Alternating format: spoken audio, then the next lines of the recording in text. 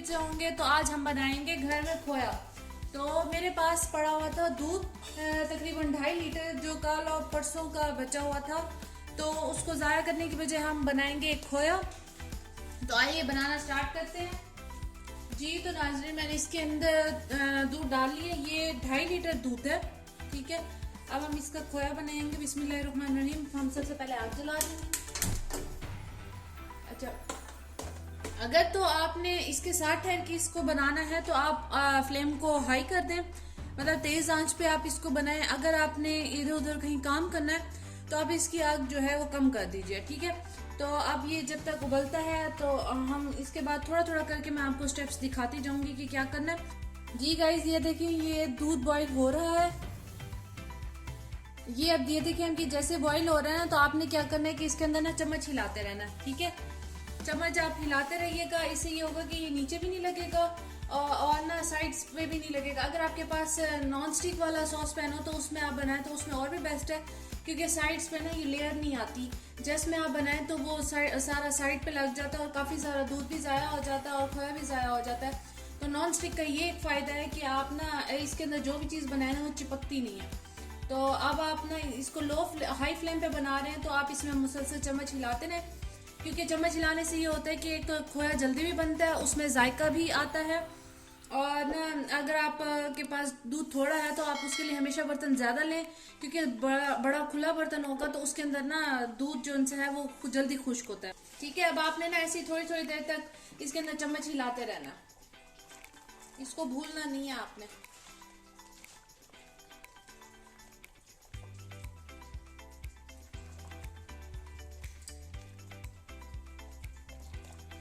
Guys, मैं बार बार कह रही हूँ कि आपने ना इसके अंदर चम्मच लाजमी हिलाते रहना। साथ साथ छोटा मोटा काम किचन का जो भी आपने करना हो साथ साथ करते रहें बेशक, लेकिन इसके ऊपर लाजमी आपने ध्यान रखना है। इसके अंदर हम कुछ भी नहीं डालेंगे, शुगर भी नहीं डालेंगे हम इसके अंदर। इसको बस आपने ना इसको दूध को पकाते रहना। अब ये देखिए, ये काफ़ी हद तक पकना स्टार्ट हो गया है। जैसे इसका उबाला आता है ना तो आप इसके अंदर चम्मच फेर दिया कर, और ये जो साइड पे थोड़ा थोड़ा सा लगता है ना, इसको भी आप साथ साथ उतार लें। ऐसे चम्मच से ना साथ साथ उतारते रहें, क्योंकि ये अगर ब्लैक हो गया तो फिर ये खोए में आएगा और खोया खूबसूरत नहीं लगेगा।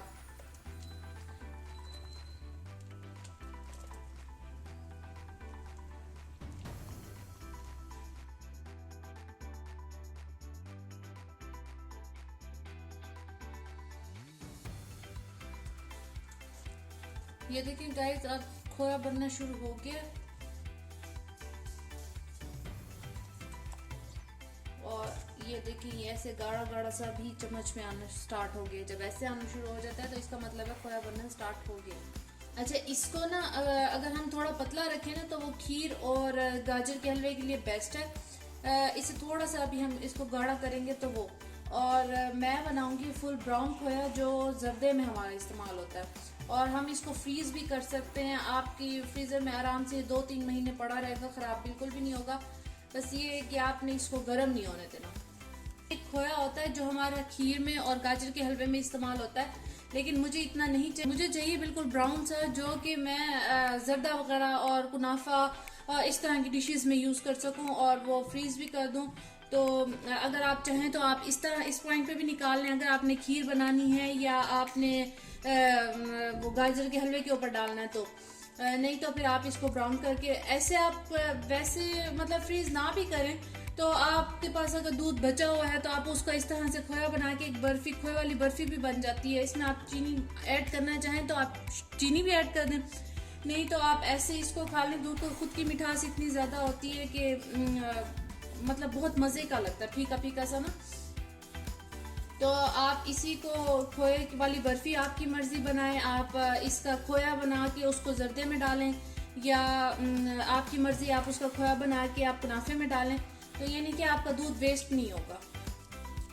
ये देखिए, अब हमारा बर्तन भी बिल्कुल क्लीन है, कहीं पे भी आपको ज़्यादा नहीं लगा हुआ नजर आया। अगर हम ये खोया जैसमें बनाते ना तो यहाँ पे एक बहुत मोटी सी लेयर बन जाती है और वो उसका दूध भी मतलब ज़ाया हो जाता है वो, और वो उतारी भी नहीं जाती और धोने में भी बहुत मसला होता है।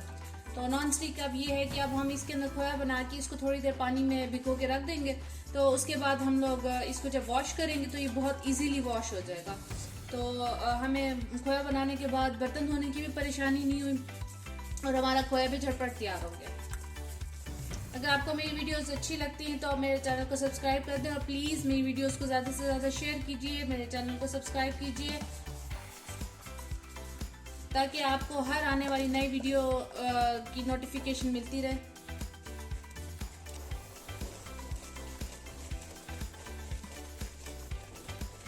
बिल्कुल जो ब्राउन खोया है ना वो तैयार होने पे है। तो इस पॉइंट पर ना ये छींटे भी उड़ाता है, तो आपके हाथ पे आपका किचन भी गंदा करेगा थोड़ा सा और आपके हाथ पे भी लग सकता है। तो अगर आपके पास इस तरह का ग्लव्स है ना तो आप इस तरह का ग्लव्स पहन के ना फिर इसके अंदर हाथ चम्मच फेरें ताकि आपका हाथ भी ना जले और ना खोया भी जल्दी जल्दी बन जाए, क्योंकि हम इस पॉइंट पर ना चम्मच रोक नहीं सकते। तो इससे ये होगा कि सिर्फ आपका किचन ही गंदा होगा, आपके हाथ बच जाएंगे। अब ये देखेंगे आप बिल्कुल जो सा है गाढ़ा हो रहा है, कितना मज़ेदार सा, हमारा खुशबू भी बहुत अच्छी आ रही है। आप चाहें तो आप इसके अंदर इलायची पाउडर भी डाल सकते हैं, लेकिन मैं नहीं डालूंगी, मुझे पसंद नहीं है।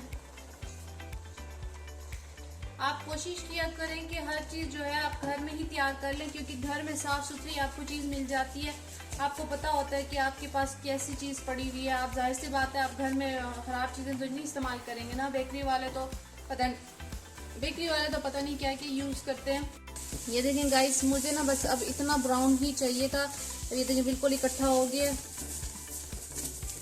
और हमारा बर्तन भी सारा जो सा है वो क्लीन हो गया। अब जब ये ठंडा होगा ना तो इसका कलर थोड़ा और डार्क हो जाएगा।